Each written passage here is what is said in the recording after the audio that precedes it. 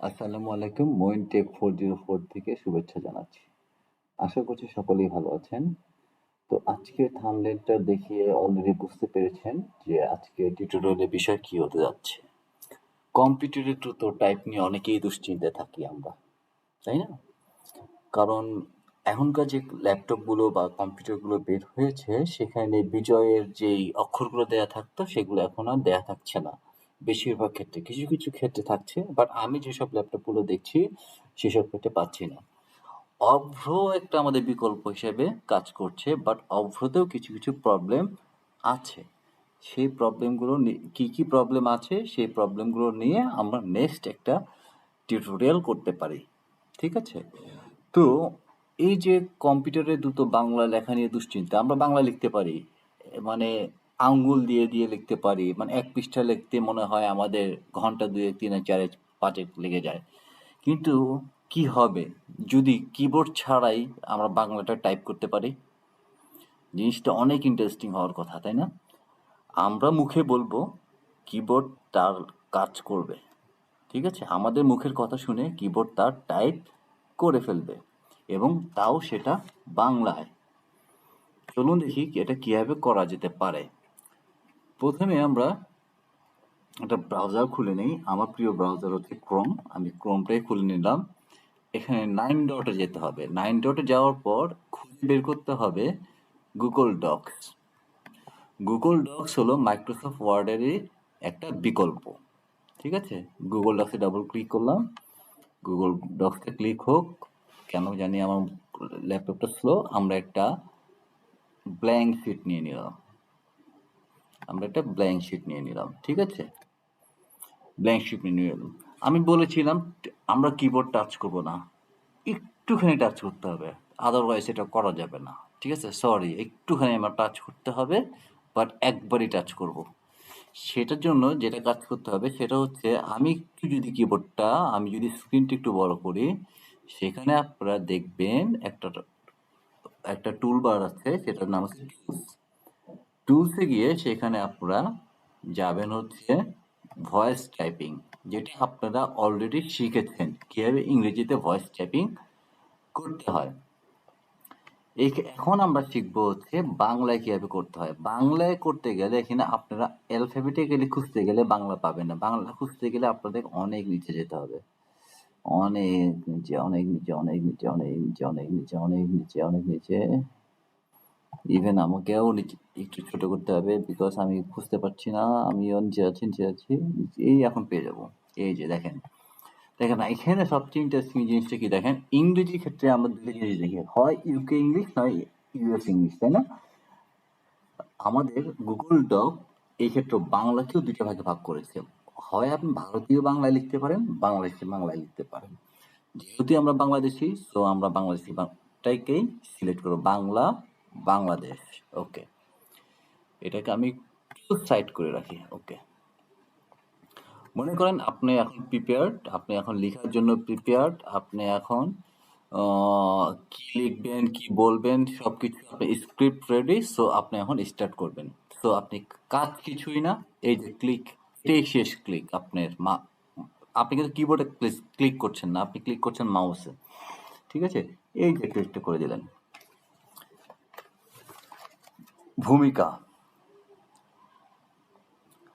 হিমু সমগ্রের দ্বিতীয় খণ্ড বের হচ্ছে।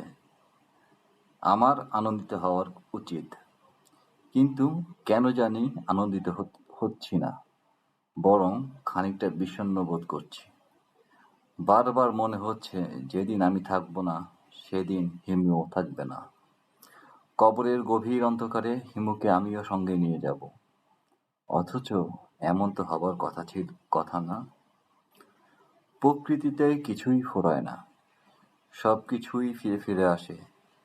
প্রতি বছর আকাশে অন্ধকার করে বর্ষা আসে, ফোটে কদম ফুল। প্রতি মাসে চাঁদ আর জোছনার দোকান খুলে বসে।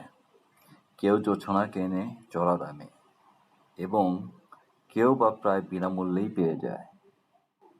প্রকৃতি যেমন সবকিছুই বারবার ফিরিয়ে আনে, সে কি হিমুকেও আবার আনবে?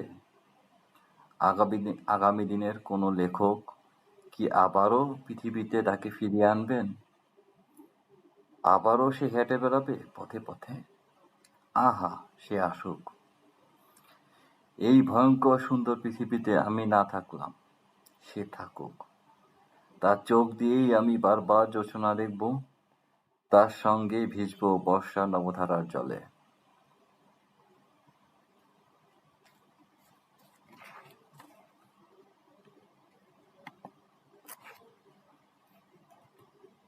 কি সুন্দর দেখলেন? কতক্ষণ লাগলো এইটুক লিখতে?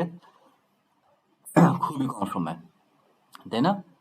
এখানে যে কাজটা করতে পারেন, আপনারা চাইলে এই জিনিসটা আপনাদের প্রশ্ন আসবে, এখানে কোনো দাড়ি কমা নাই, এই কমাগুলো আপনাদেরকে একটু কষ্ট করে নিতে হবে, ঠিক আছে? যেমন এখানে হিমু সমগ্র হিমু সমগ্র দ্বিতীয় খণ্ড বের হচ্ছে, এখানে একটা দাড়ি হওয়ার কথা, তাই না? এখানে একটা দাড়ি হবে, আপনারা এটা দিয়ে রাখলেন। আমার আনন্দিত হওয়া উচিত, কিন্তু কেন জানি আমি আনন্দিত হচ্ছি না। হওয়া উচিত, এই জায়গায় একটা দাড়ি হওয়া উচিত, তাই না? এইভাবে করে আপনাদের বিরাম চিহ্নগুলো বসিয়ে দিতে হবে। এইটুকু কষ্টটা একটু করতেই হবে আপনাদের, তাই না? এত কষ্ট, এত মানে দ্রুত আপনারা লিখে ফেলবেন 10-15 পাতা, 2-3 মিনিট আপনাদেরকে এই কাজটা করতে হবে। করলে কি লাভটা হবে? আপনাদের রিভিশনও হবে, কোনো জায়গায় কোনো মানে ঝামেলা হয়েছে কিনা। যেমন এখানে ট্রেনে, এটা হবে কেনে, তাই না?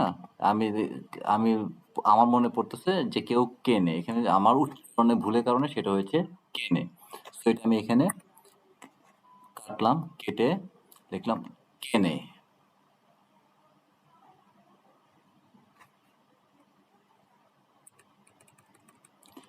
কেউ বা জোছনা কেনে,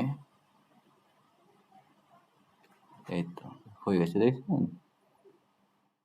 সুবিধাটা হলো এখানে আপনারা বিরাম চিহ্নগুলো যদি আপনারা কেউ বা জোছনা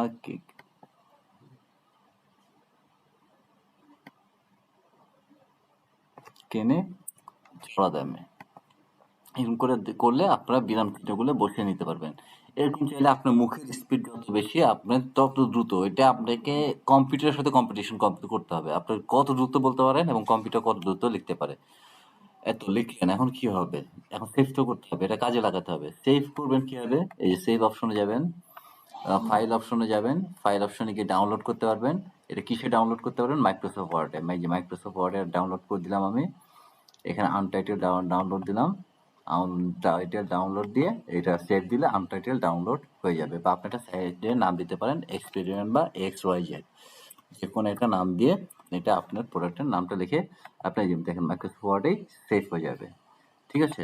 চাইলে আপনি এটাকে আবার অন্যভাবে ডাউনলোড করতে পারেন, এটাকে আপনি পিডিএফও করে ফেলতে পারেন, পিডিএফও করতে পারেন, ওয়েব পেজও করতে পারেন, ইপাব করতে পারেন, যে কোনো ফরম্যাটেই আপনি এটা করতে পারেন। চাইলে আপনি এটা ডাইরেক্ট ইমেলও করতে পারেন, চাইলে আপনি কোনো আপনার শেয়ার, আপনার যে পিয়ার্স আছে, আপনার কলিগ পিয়ার্স, তাদের মাধ্যমে আপনি এটা করতে পারেন। শেয়ার করলে হবে কি, যে তারা এই যে এই শেয়ার আর এই শেয়ারটা সেম, ঠিক আছে? এই শেয়ারটা করলে তারা এই টেক্সটটা পড়বে, টেক্সটে যদি কোনো ভুল থাকে তাহলে তারা শেয়ার করে দিতে পারবে। ধরেন আমি এই টেক্সটটা এই হচ্ছে এটা স্কিপ, আমি এখন এই যে মইনটেক মোর সাথে আমি শেয়ার করতে চাই, ঠিক আছে?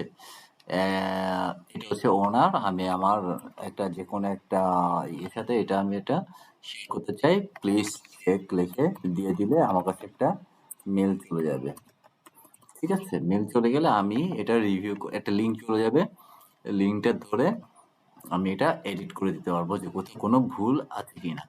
তো মাইক্রোসফট ওয়ার্ক প্লেসের সবচেয়ে মজার বিষয় হলো এটা গ্রুপ ধরে কাজ করা যায়, ঠিক আছে? একা কাজ করলেন, কাজ করার পর আপনার মনে হলো যে এটা কাউকে দিয়ে কারেকশন করানো দরকার। আগে আমরা কি করতাম?